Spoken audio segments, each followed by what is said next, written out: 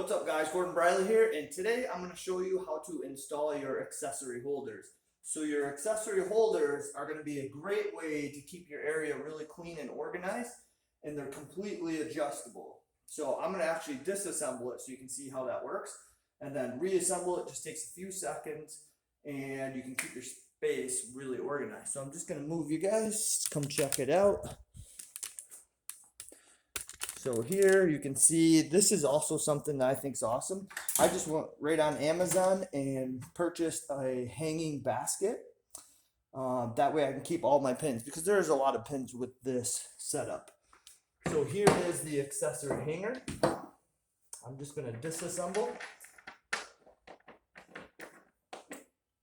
I just do them by hand. So this is the first piece that you'll have. Hopefully you guys can see that. We're going to push this in.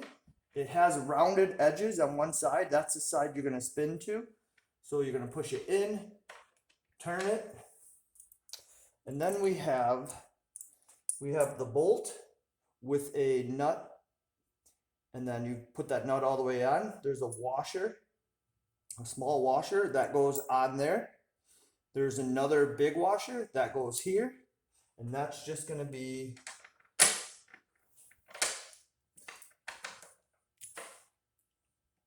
so this one's old, doesn't hold as well. Yours will be brand new, so they'll hold really well. So I'm just going to put my finger behind it. Here, we just turn it. You can just hand tighten it. That way you can quickly turn it, move it wherever you want within the system if you want to start organizing in different places. Or you could take a crescent wrench or whatever size this is. It's a 1/4 inch. I don't know what the actual hex side is.